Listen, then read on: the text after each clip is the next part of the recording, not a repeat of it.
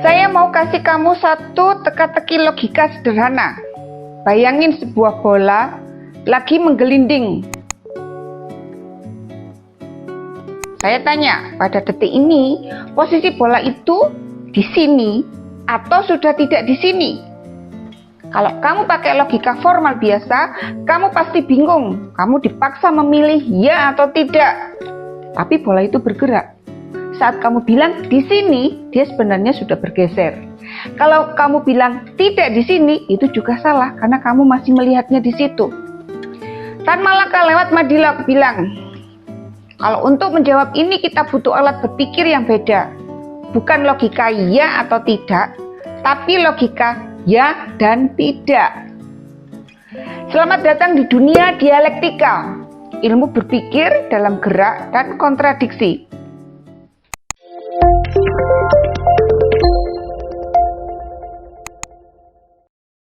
Bagi Malaka, hampir semua hal di alam semesta ini adalah matter in motion, benda yang terus bergerak.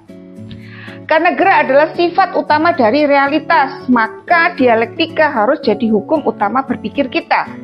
Logika formal biasa itu ibarat kamera foto, dia cuma bisa menangkap satu momen yang beku. Sementara dialektika itu ibarat kamera video, dia merekam proses, perubahan, dan bahkan tabrakan antar realitas. Contohnya, nggak usah jauh-jauh. Malaka ngasih studi kasus sosial yang relevan bahkan sampai hari ini. Sir, I have nothing left. The contract is clear. Payment is due. Indeed, the law is the law. Ada seorang petani miskin yang terjerat utang ke tuan tanah Arab di tanah Betawi. Utangnya berbunga, hasilnya pas-pasan, akhirnya dia gali lubang tutup lubang, ngutang lagi ke orang yang sama, akhirnya si tuan tanah Arab membawa kasus ini ke pengadilan. Hakim berdasarkan surat utang yang sah memutuskan si petani harus menjual tanah, rumah, dan ternaknya untuk bayar utang. Pertanyaannya, adilkah putusan hakim itu? Kalau pakai logika formal jawabannya, ya adil. Tapi dialektika mengajak kita mundur selangkah dan melihat kontradiksinya. Tesis, putusan hakim itu adil secara hukum.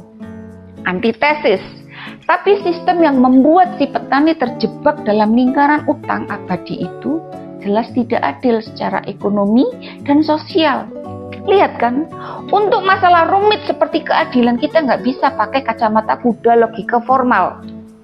Kita harus lari ke dialektika. Nah, di dunia dialektika ini ada dua kubu raksasa yang saling bertarung ya. Kubu pertama, dialektika idealis, dipimpin oleh Hegel. Bagi Hegel, semua gerak dan perubahan di alam semesta ini berawal dari pikiran atau ide absolut. Realitas di luar sana hanyalah manifestasi dari gerakan ide di dalam pikiran. Singkatnya, menurut Hegel, pikiran membentuk benda.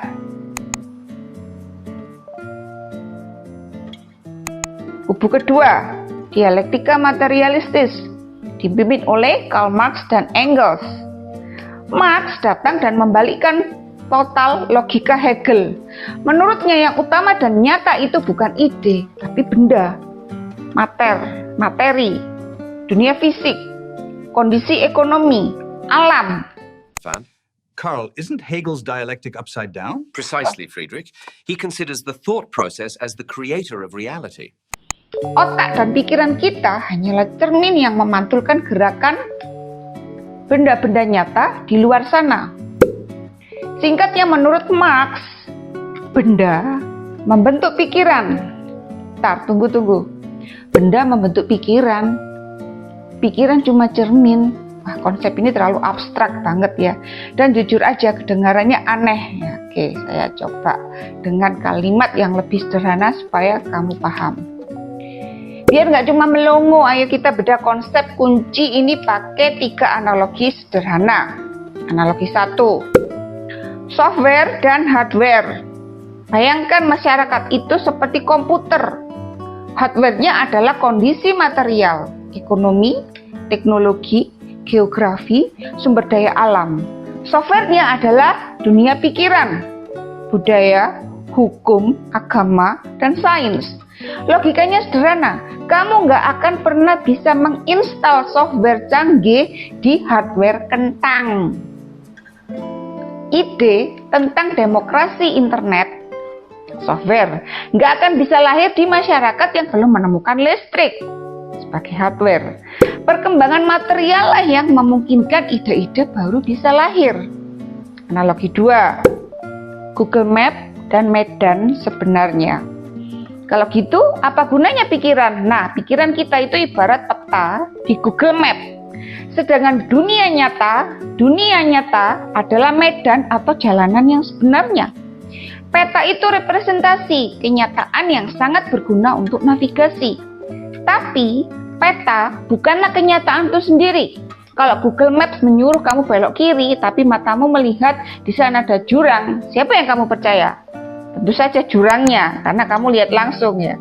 Artinya kalau ada konflik antara idemu dan kenyataanlah yang selalu menang. Analogi 3, kamera smartphone dan objek foto. Terakhir, untuk kembali ke ide cermin tadi. Anggap saja otak kita itu seperti kamera smartphone. Untuk menghasilkan sebuah foto kucing, ini adalah ide atau pikiran kita tentang kucing, maka harus ada kucing yang nyata. Ini adalah benda atau materi. Kucingnya harus ada dulu di depan lensa kamera. Tidak mungkin ada foto kucing tanpa ada kucingnya terlebih dahulu. Kualitas fotonya bisa bagus atau buram tergantung kualitas kamera dan skill kita. Tapi foto itu tetaplah sebuah rekaman dari objek yang nyata. Nah, di titik ini mungkin ada yang berpikir, tunggu dulu. Bukannya sekarang ada AI yang bisa menciptakan gambar dari nol hanya dengan prompt teks. Bukankah itu bukti bahwa ide bisa menciptakan benda? Justru sebaliknya. Teknologi AI adalah bukti paling mutakhir dan paling kuat dari argumen materialis ini. Sebelum sebuah AI bisa menciptakan gambar seekor kucing memakai topi koboi misalnya nih, para programmer harus memberinya makan terlebih dahulu. Memberi makan dengan apa? Dengan jutaan bahkan miliaran foto kucing nyata dan topi koboi nyata yang sudah ada di dunia material. AI mempelajari data-data material itu untuk mengenali pola. Apa itu kucing? Apa itu topi koboi? Gambar baru yang ia hasilkan bukanlah sihir yang muncul dari ketiadaan. Gambar itu adalah sebuah remix, sebuah sintesis statistik yang sangat canggih dari semua data material yang pernah ia pelajari. Jadi bahkan teknologi secanggih AI pun tidak bisa menciptakan sesuatu dari ruang hampa. Harus ada kucing-kucing material terlebih dulu sebelum bisa ada ide kucing versi AI. Pikiran kita seperti halnya AI tidak menciptakan realitas dari nol. Ia merekam, mengolah, dan menyusun ulang data dari realitas yang sudah ada di sekeliling kita. Oke, sekarang konsep ini semoga lebih jelas ya. Mari kita lanjutkan pertarungan Hegel versus Marx. Meskipun pemikiran kita berbeda, mari kita lanjutkan diskusi asyik ini, Carl. Dengan pemahaman tadi, sekarang kita bisa lihat 4 perbedaan fundamental yang dirangkum oleh Tan Malaka. Hegel, dialektika itu metafisika, urusan ide gaib. Marx, dialektika itu hukum alam berdasarkan gerakan benda yang nyata. Penciptanya, Hegel, ide absolutlah yang menciptakan benda-benda nyata.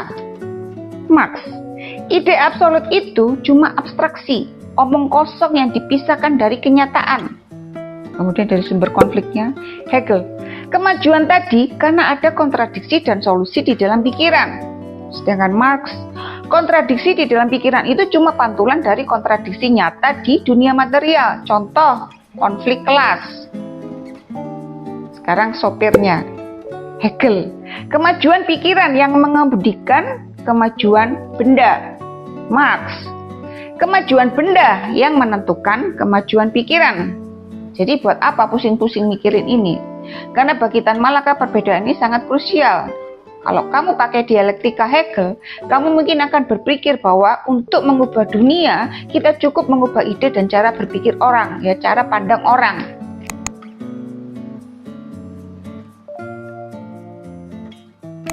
Tapi kalau kamu pakai dialektika materialis dari Karl Marx, kamu akan sampai pada kesimpulan yang jauh lebih radikal. Kalau mau mengubah dunia, yang harus diubah duluan bukanlah idenya, tapi kondisi materialnya. Kondisi bendanya, kondisi ekonominya, kondisi masyarakatnya, karena itu yang nyata, yang kasat mata gitu ya.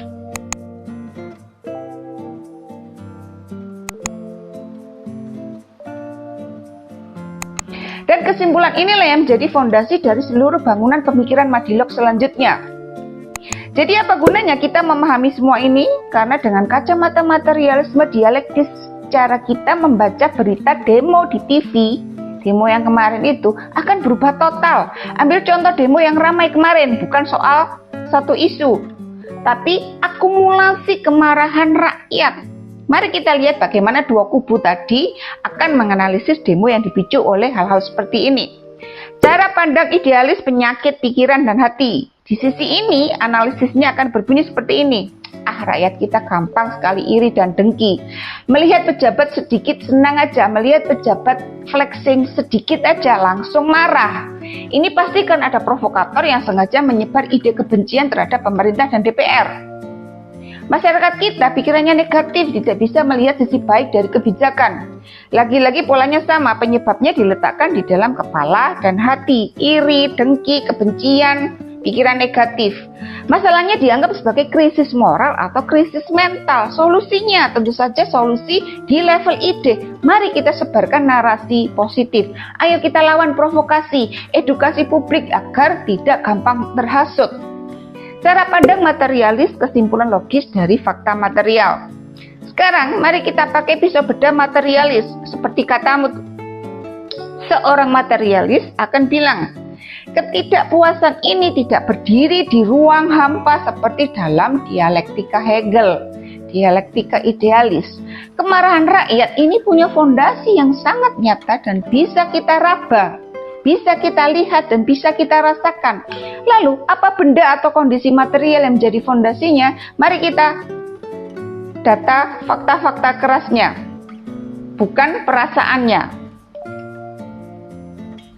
Fakta material 1, kebijakan anggaran. Menteri Keuangan yang lama mengeluarkan peraturan Menteri Keuangan PMK baru yang menaikkan tunjangan bagi anggota DPR. Ini bukan ide, ini adalah dokumen legal yang menggerakkan uang nyata dari kas negara ke rekening para pejabat. Fakta material 2, kebijakan fiskal. Pemerintah memperluas objek pajak, artinya semakin banyak barang dan jasa yang dikenai PPN. Ini bukan persepsi, ini adalah kebijakan yang secara langsung mengambil uang real dari dompet masyarakat setiap kali mereka bertransaksi. Fakta material ketiga, aksi fisik pejabat. Anggota DPR tertangkap kamera flexing jam tangan mewah, mobil sport mewah. Mereka terekam berjoget ria di acara seremonial. Ini bukan gosip, ini adalah tindakan fisik dan nyata yang terekam oleh mata dan kamera terjadi di dunia material. Kumpulan fakta material inilah benda, ya, dianggap sebagai benda. Kebijakan anggaran, kebijakan pajak, dan tindakan fisik yang arogan yang kemudian dipantulkan di otak publik sebagai sebuah ide yang kita sebut ketidakadilan. Flexing DPR dan kenaikan pajak itu bukan ide, itu adalah aksi dan kebijakan material yang dilihat dan dirasakan langsung. Dampaknya oleh rakyat yang di sisi lain sedang berjuang dengan biaya hidup. Jadi sementara cara pandang idealis sibuk menuduh rakyat punya penyakit hati atau pikiran yang salah, seorang materialis justru melihatnya secara terbalik.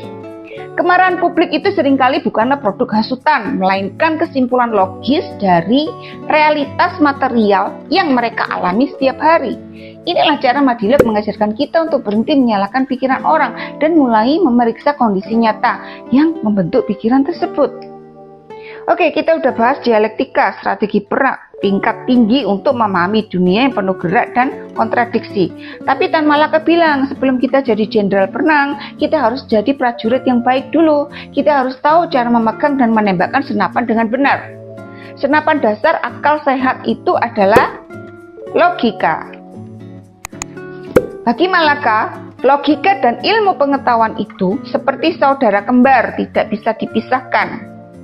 Di dunia barat katanya, murid sekolah belajar logika dulu sebelum masuk ke ilmu alam. Karena logika adalah fondasinya.